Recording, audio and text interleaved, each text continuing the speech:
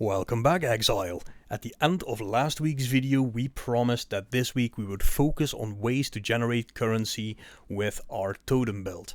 To that end, this week's video will display some of the methods that I've been using to generate currency. Keep in mind, all of these are subject to change. We don't know the changes that GGG is going to give us next week with the new patch.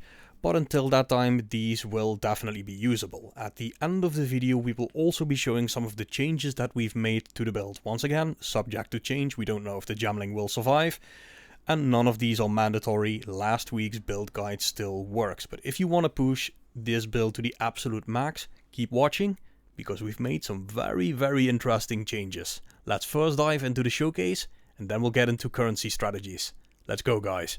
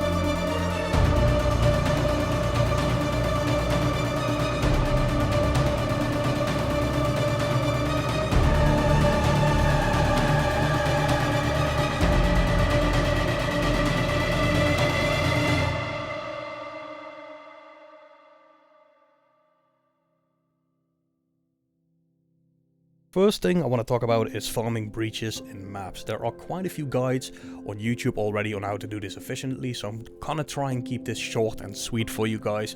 But what it basically boils down to is we want to make the most out of every breach encounter that we can. To that end, it all starts with a little bit of planning on your atlas. I'll give you a quick example of what that would be. You can have a cluster like you have here of towers, and you can rush towards the towers using only the worst maps for breach, leaving the best maps open. So open maps like Steppe Oasis, you know, where you have a nice open map layout where the breach can expand and all the monsters can spawn, is a lot better than Crypt. So clear all the shitty maps around those towers before you put in the breach tablets. What are the best tablets that you can go for? I would say something like this. 10 maps in range contain breaches, and maps which contain breaches have 10% chance to contain an additional breach. Now this is further scaled by certain things on the atlas, we're gonna get into that in a second, but just know that seeing more than one breach in your map isn't uncommon at all, and it really gives you extra value for your investment of time and tablets. Now if you have these tablets in there, what you'll be doing is you want to have the most possible pack size and item quantity you can have on your map. To that end, we're also going to be adding distilled emotions. Which one? Distilled guild. 3 distilled guild equals 24% in increase in pack size in your maps. Add to that the 8% that you can have on your tablet, and all of a sudden 1/3 more monsters in both your breaches and the map itself, helping you with experience, more loot, more splinters, and just more fun. Let's take a quick look at the atlas and the way we got that set up. I want these breaches to close slowly and open slowly because we want to clear it entirely. There is a bit of a discussion on whether to go for grasping hands in those guides as well, but pretty much the consensus is unless you have a extremely zoomy build, sustained siege is going to be more value for you to go for. The other thing here is, we said it before, we want to have a chance of containing additional breaches. Now with the modifier already on the tablet, that means there is a 1 in 4 chance to gain an additional breach. Then we have this for increased quantity of breach splinters dropped by breach monsters in the map. We do take a little extra damage, but with this build guide we're going to be safe regardless. And we have rising pyre for even more monster density, which pretty much stacks with the pack size that we already scaled this way. Now another change that I've made is I went to this top part here. That means we gain increased effect of our precursor tablets, which is very nice to have. That's 32%. Guess what, guys? More chance to contain an additional breach and more pack size still.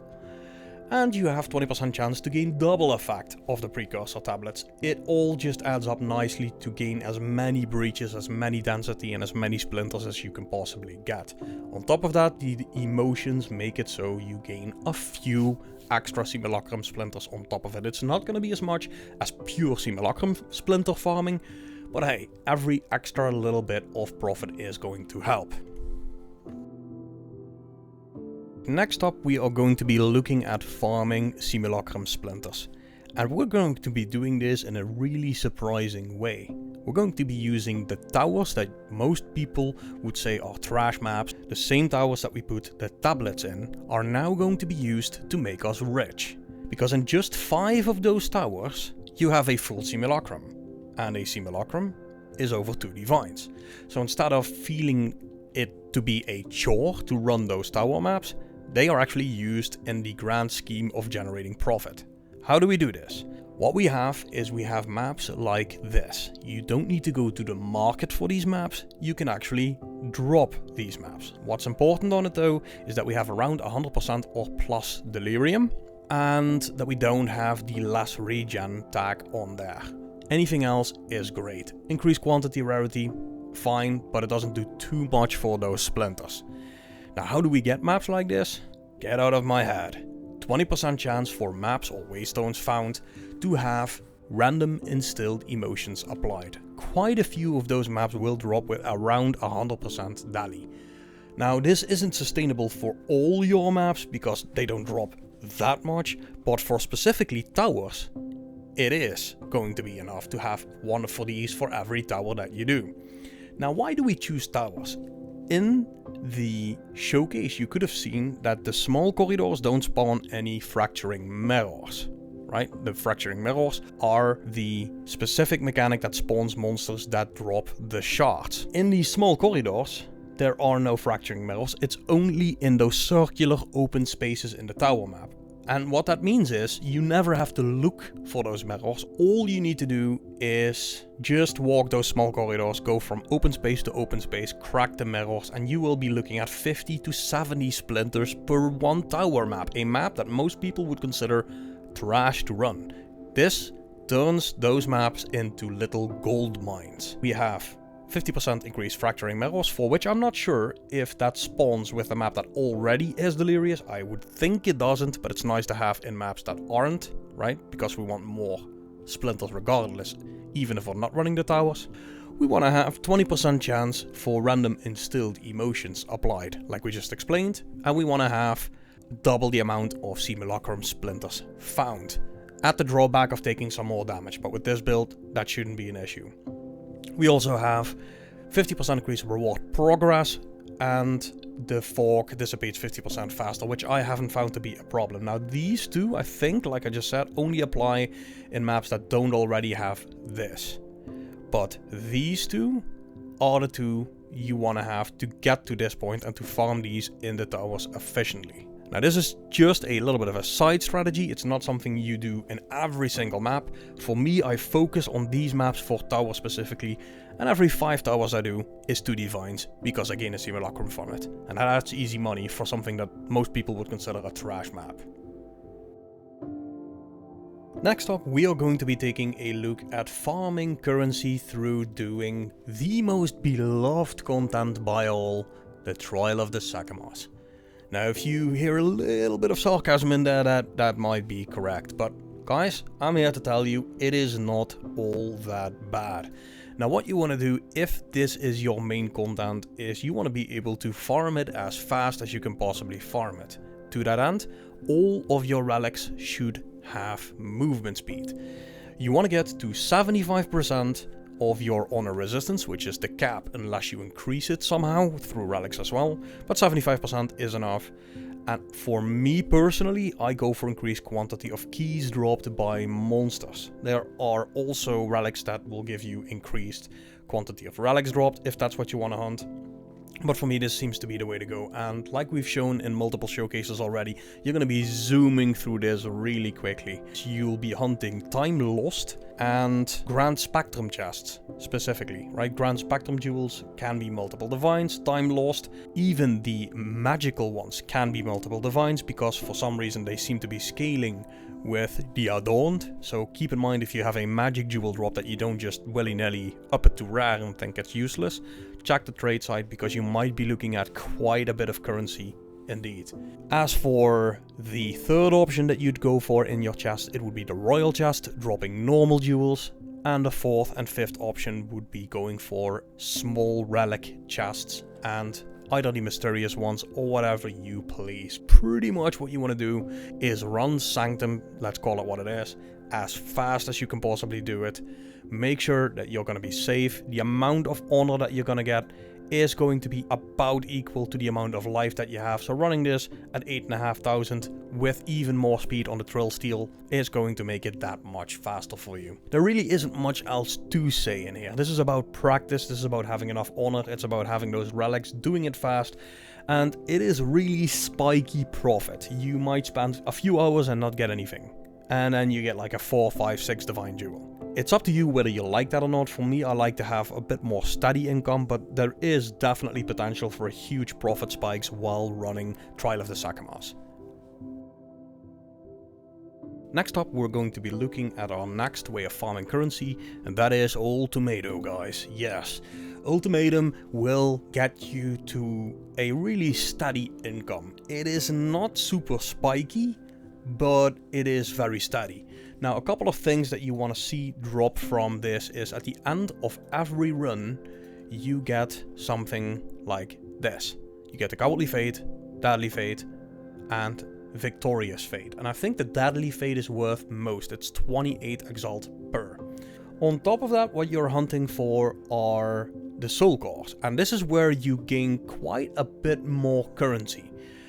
If you have something like the Chaos Ras, which a lot of people are using, that's 5 Exalted Orb.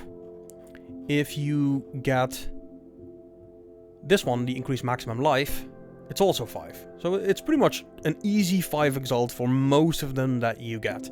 That is the case until you get this one. This one's 2 Divine. Now I've gotten 2 of these myself, and the thing with farming the Ultimatum is that it's just super easy. You're never going to fail that with this build.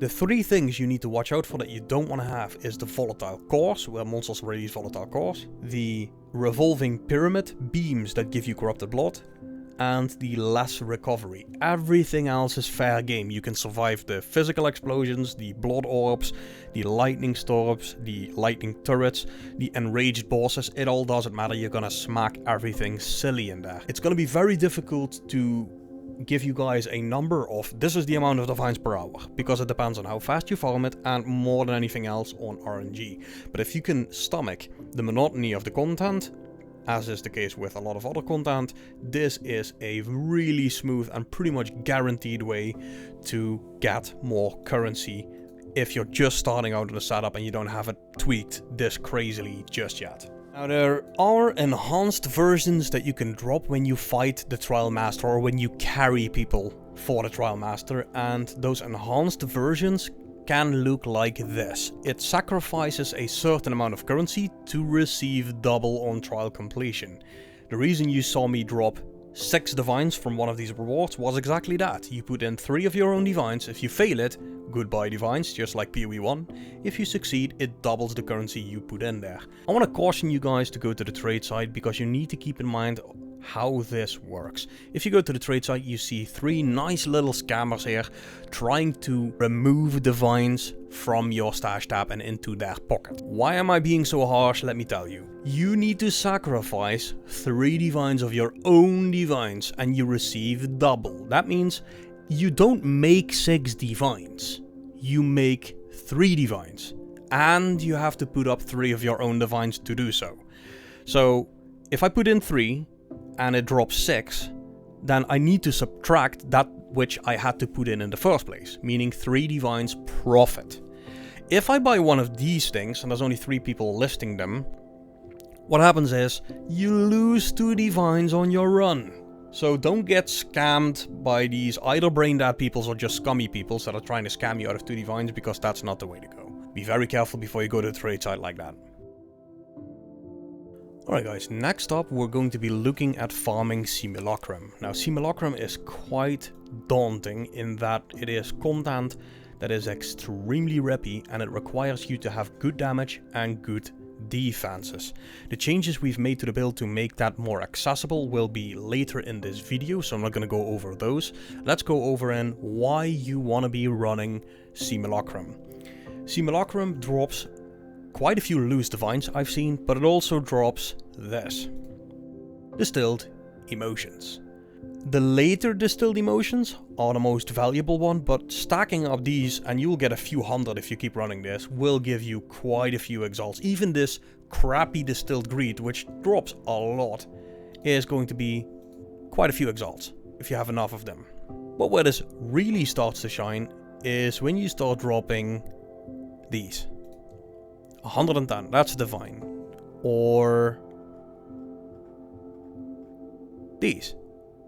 334, that's 3 divines. In that showcase, 2 waves in a row, I drop 1 of them each, which is 4 divines that you get.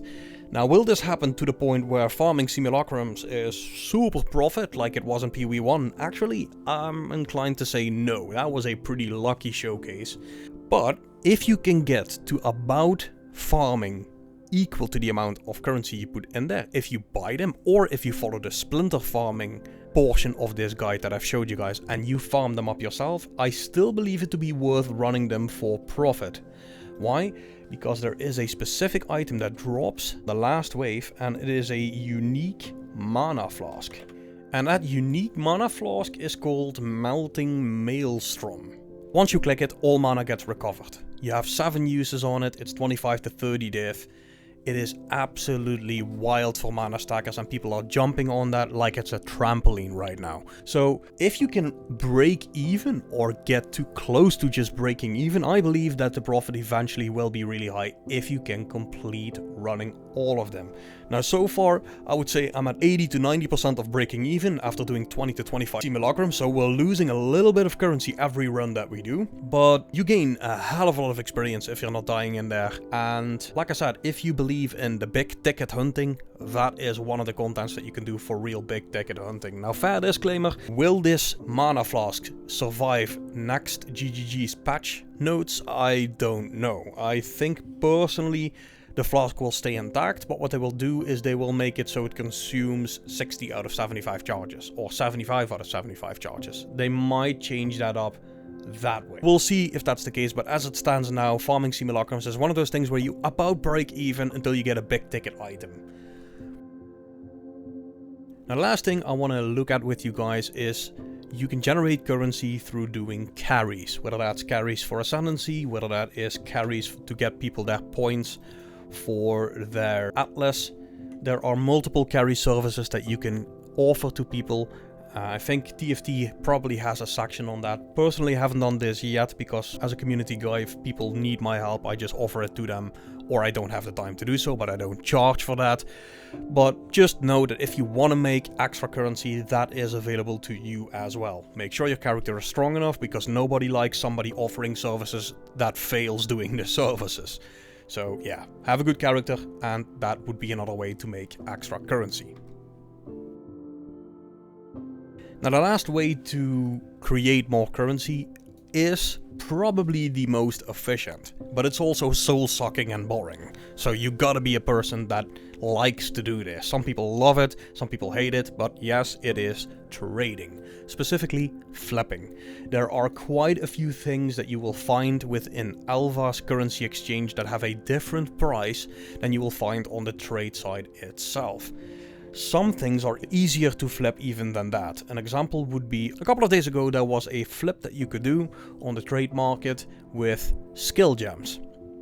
Now, you see that these skill gems here are offered for 2 divines each, right? 2 divines is a lot of currency. Level 20 skill gem, 2 divines, nice. But if you just take the time and you go for Exalted Orbs, all of a sudden you see these gems offered for 130, 130. These are price fixers probably, but 135, 140, 140 isn't a price fixer. That means if you can buy one of these and you list it at 2 divines and somebody buys it at 2 divines, that is a really quick 70 exalts profit. This is just one example of many examples why you need to be careful, because the game doesn't automatically show you the cheapest options when you go for relative. It should, but it doesn't. It more than likely is going to show you divine rates first, while going specifically for Exalted Orb rates could yield a cheaper buy. This is very important when you buy stuff for your character, but also when you are looking for things to flip and trade. Now, I'm not gonna show you a million different flips, because once you find something, a specific item or a specific niche for flipping, you want to make sure that you don't tell too many people. Because when you do, what happens is everybody starts doing it and your margins go down. The same thing happens when you have something like Simulacrum Splinter farming. I'm explaining to you guys in this video how you get 1 Simulacrum every 5 maps. If enough people do it, prices for Simulacrums drop.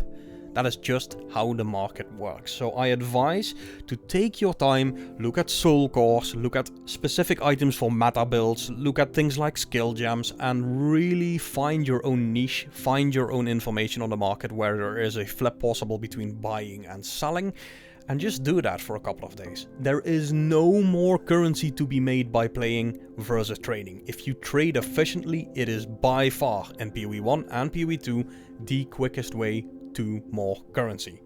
For me personally, I haven't gone really deep into flipping this game because I really want to enjoy just playing and gathering currency. That's why I put this as a last option.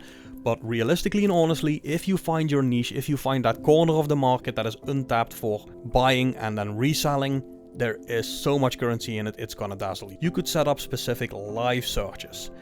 there are quite a few items that people are going to be really interested in. And some of those items are going to be meta items like rarity items. Some of those items are going to be specific uniques. Set up live searches over here on all those items. And sometimes people just want quick currency. Grab the items as they pop up, resell them at the appropriate price, easy profit. So these little things are passive things. You can do active flipping, which I just explained with the gems. You can do passive flipping, where you search for meta items, and if they pop up at a certain price that you can kind of say, here, I want to pay maximum X amount for it, you can then resell them again at the appropriate amount if you're a little bit more patient. Those things will all help you generate more currency as a trader. Okay guys, let's take a look at the differences in this build and the updates that we've made. Now there are gonna be quite a bit of pieces of information in this section of the guide. None of them are mandatory, none of them require you to change your build right away, and all of them are subject to change in the upcoming patch, because I don't know whether the Gemling is going to survive. Having said that, if you are willing to make some adjustments and you're bored of doing everything in the exact same way, this section of the guide might be for you. Now before I start, I need to thank the entire Discord community, but specifically Kayokuji, Misha, Max Damage, Turtle and Patch for their tests that they have done. They've been testing things like Orb of Storm, weapon swapping, adding more spirit to add more auras and all that kind of good stuff, and all of that inspired me to change this 1-button build into a, yes, whopping 3-button build. I know guys, shame on me for destroying a beautiful old man gaming build, but I think if you hear me out and you see what we've done here, that you'll understand that that is a good thing indeed.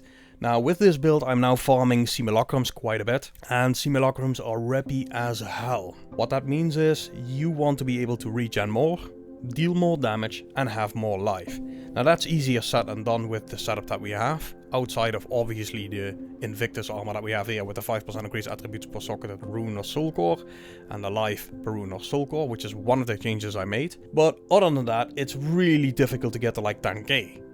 Until you weapon swap. Now thanks to Misha, because I've been testing quite a few shields, she pointed out that we have the Mahuk Sottle,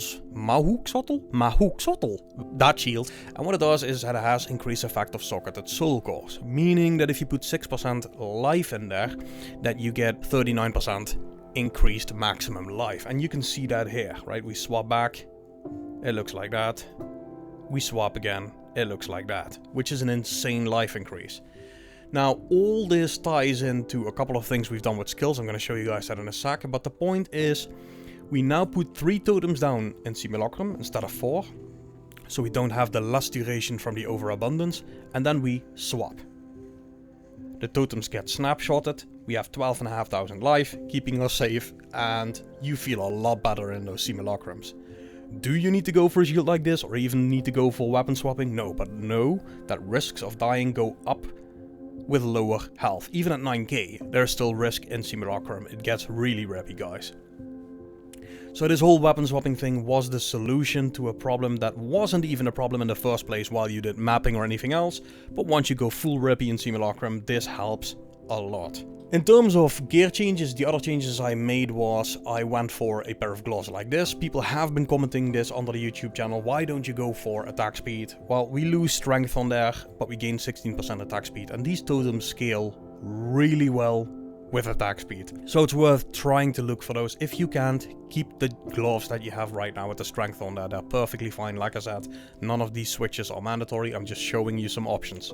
Another thing that we've done here, and this is once again thanks to the Discord community, is we started using Orb of Storms with the Font of Rage, the Font of Blood, Persistence, and for me, Expanse. You don't need to go for Expanse in maps because it adds a 6-second cooldown. But inside Simulacrum, it is just much more fun with this huge area. You don't really have anywhere to go anyway, so you put these totems down and you start regenerating more, as you can see. And your damage goes up quite a bit as well through the rage that you have. There it is. So 3 totems put you at 170k, which is 510,000 damage in a full screen configuration. And all the totems last nice and long in there, so we don't need to weapon swap every so many seconds. Because the longer the uptime on the Machination shield, the longer you have that crazy amount of health. there have been quite a few changes to the tree as well. Let's take a look at that. First, you will notice that we're no longer using implanted gems. I spent 7 div on this one. Yesterday somebody on Discord told me they got it for 3 or 4 div. I'm not quite sure where the price is at right now, but by grabbing the Prism of Disbelief with +1 Shockwave totem skills, it allows you to not really care about this anymore. And then that means you can take this, 30% less cost of skills. Now, I wanted to quickly spam my totems. The problem is, if you have 1300 cost per totem and you quickly spam your totems so you can swap again to your shield like this, it eats into your life a lot, even with enough regen. Especially if you have to put up 4 totems. That's like 4k life in a flash that it's gone. So by just lowering that cost again without having the need for inspiration, you can quick cast your totems inside that Simulacrum. And it's not gonna eat up all your life. Keep in mind, once again, this doesn't need to be a thing in mapping. You will still have more than enough on your regen to just map, and it all balances out nicely like we showed in the previous guide. But especially when you want to quick cast multiple totems in a row and then weapon swap right away to be safe, this feels a lot better. Now, another couple of changes that I've made is you now see these little green lines and these orange lines, and here. And these green lines are pretty much the lines for the second weapon set. Now, as you can see, the second weapon set with that crazy shield, we added even more strength and even more life, because once we put the totems down, they are snapshotted to the point of placement. Meaning, these nodes right here, the totem damage with the carved earth, and these AoE nodes are active when the totems are down, as is this. The idea is, while you are setting totems down, you have all the offenses, and while you swap, the green lines take over and you have all that life and extra strength, keeping you safe. Now, a couple of things I've changed are universal. I went for a lot more speed. And you will see that the anoint that we had here got changed to this one again, Deep Trance. I absolutely love this one. And the funny thing is, guys, Deep Trance with its 8% attack speed and 10% reduced cost of skills, combined with Advanced Thaumaturgy, equals a 7 link, because that is effectively inspiration support. As you can see, totem cost only 831 life. It's no longer 1100, 1200, 1300 or something like that. So a lot less life per cast. This gives attack speed. I added attack speed through here, offensively, 6% if you summoned recently. Here, 8% if you summoned recently.